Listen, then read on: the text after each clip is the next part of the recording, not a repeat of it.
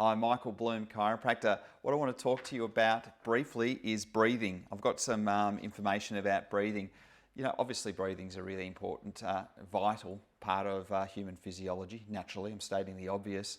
But sometimes our breathing can be affected and we can't take a full deep breath in, or we just feel restricted.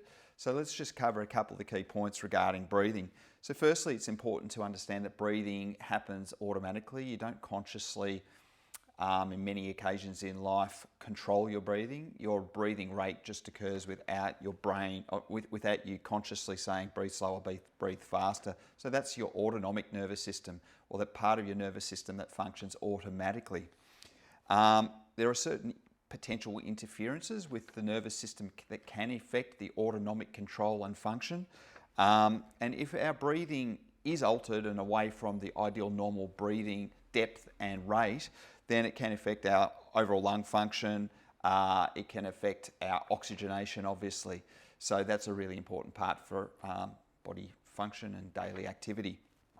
The thoracic spine, so that area of your spine roughly from the base of your neck to 2/3 of the way down your back, that actually through the nerve distribution influences quite a lot of the supportive structures around lung function, such as the muscles, which can help to move the ribs with the breathing rate, with the breathing in and out. So that's a really important part of the spine to look at, bearing in mind, as I mentioned just before, that the nervous system is controlling a lot of lung function.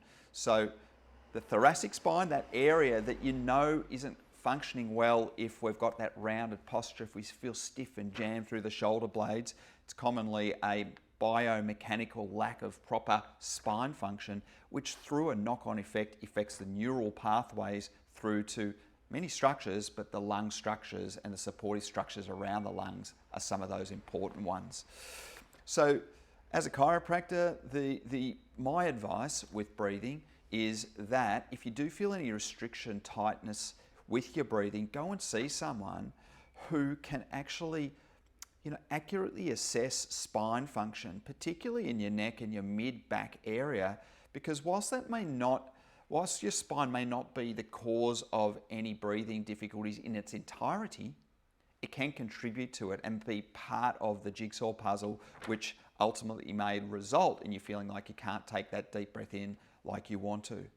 So breathing is vital. That's the take-home message we all know. The thoracic spine, that area between the shoulder blades, is absolutely vital for your breathing. And your neck is as well. So make sure you keep those areas well functioning at all times to assist with correct breathing. Wherever you are, have a fantastic day and stay healthy and stay well.